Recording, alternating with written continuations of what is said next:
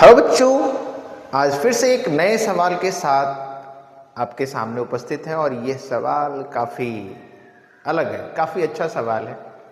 सवाल एक बच्चे ने किया कि नदियाँ जो है उत्तर दिशा में ही बहती है क्या?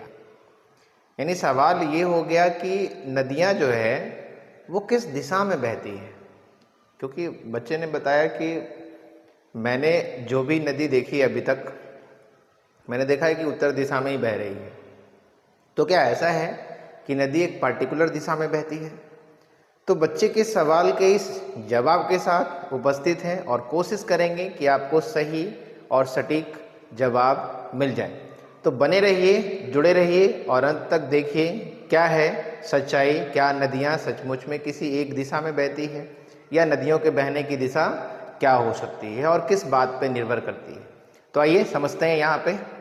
तो यहाँ पे सवाल है, नदियाँ किस दिशा में बहती है और क्यों बहती है? किस दिशा में बहती है और क्यों बहती है, यानी किस दिशा में बह रही है और क्यों बह रही है, ये सारी बातें हम यहाँ पे कर रहे हैं।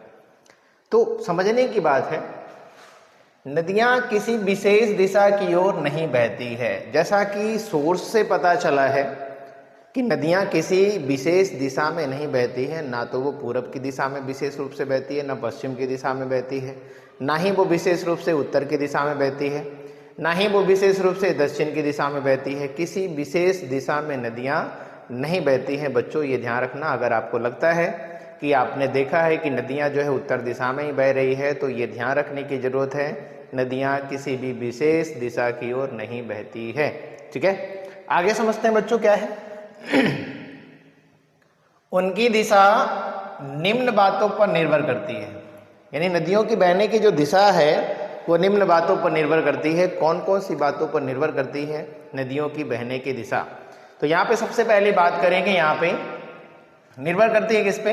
भू आकृति पे, यानी आपका जो टोपोग्राफी है उस पे निर्भर कर रहा है, भू आकृति पे निर्भर कर रहा है। जैसे पहाड़ है, पठार है, मैदान की ढलान है। पहाड़, पठार और मैदान की ढलान, पहाड़, पठार और मैदान की ढलान पे निर्भर करता है कि नदी किस दिशा में बहेगी। हो सकता है कि पहाड़ी एरिया हो, पहाड़ी एरिया थोड़ा क्या होता है, ऊंचा होता है। पहाड़ी एरिया क्या होता है, ऊंचा होता है। ऊंचा होने के कारण क्या होगा कि ढलान होगा, जिधर की ओर ढलान होगी उधर की ओर ही पानी का बहाव होगा, उधर की ओर नदी बहेगी। ओके, तो डिपेंड किस पे कर रहा है? पहाड़ पे, पठार पे और मैदान की ढलान पे। दूसरा जो बात है यहाँ पे क्या है? गुरुत्वाकर्षण बल, यानी गुरुत्वाकर्षण बल पे भी निर्भर करता है जो नदियों का बहाव है वो गुरुत्वाकर्षण बल पे। कैसे? कह रहा है कि ऊंचाई से नीचाई की ओर बहता है। अगर ऊंचे पहाड़ से अगर निकल रहा है, ग्लेशियर से निकल के आ रहा है, तो ऊपर से नीचे की ओर बहना शुरू करेगा, है ना, ऊपर से नीचे की ओर नदियां बहेगी। उद्गम स्थान की ऊंचाई और समुद्र के स्तर से दूरी कितनी है? उद्गम स्थल यानी नदियां कहाँ से निकली है और समुद्र स्तर से उसकी ऊंचाई कितनी है, तो इस बात पर भी निर्भर करता है कि नदी किस दिशा में बहती है। इसके बाद देखते हैं पठार और मैदान की बनावट। पठार और मैदान की कैसी बनावट है उस पर निर्भर करता है कि नदी कैसे बहेगी, नदी किस दिशा में बहेगी। जैसे यहाँ पे दिया है, गंगा का मैदान पूर्व की ओर ढलान लिए होता है। गंगा का जो मैदान है वो पूर्व की ओर ढलान लिए होता है, यानी गंगा नदी जो है वो किधर की ओर? पूर्व की ओर ही बहेगी, क्योंकि पूर्व की ओर ढलान है। मैदानी भाग जो है, गंगा का जो मैदानी भाग है वो पूर्व की ओर ढलान लिए हुए, तो पूर्व की ओर बहेगी। तो बच्चों कुछ उदाहरण है, जैसे गंगा है, तो गंगा कहाँ से निकल रही? गंगोत्री से निकल रही, उत्तराखंड से निकल रही। इसकी जो दिशा है वो क्या है? पश्चिम से पूर्व की ओर और बंगाल की खाड़ी में निकल रही है, तो गंगा की दिशा जो है पश्चिम से पूर्व की ओर होगी।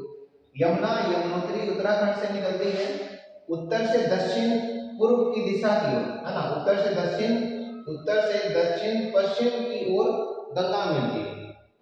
यानी इसकी जो दिशा है वो क्या है? उत्तर से दक्षिण पश्चिम की ओर बह रही है, उत्तर से दक्षिण पश्चिम की ओर बह रही है और गंगा में ही मिलती है। ब्रह्मपुत्रा जो नदी है ये मानसरोवर तिब्बत से निकलती है, मानसरोवर तिब्बत से निकलती है और पूरब से पश्चिम, पहले पूरब से पश्चिम और फिर दक्षिण पूर्व की दिशा में बहती है और बंगाल की खाड़ी में बहती है। नर्मदा नदी अमरकंटक से निकलती है जो कि मध्य प्रदेश में है, अमरकंटक से निकलती है जो मध्य प्रदेश में है, पूर्व से पश्चिम की ओर बहती है और अरब सागर में मिल जाती है। कहाँ मिल जाती है? अरब सागर में मिल जाती है। गोदावरी नदी है, ये महाराष्ट्र से निकल रही है और पश्चिम से पूर्व की ओर इसकी दिशा है और बंगाल की खाड़ी में मिल जाती है।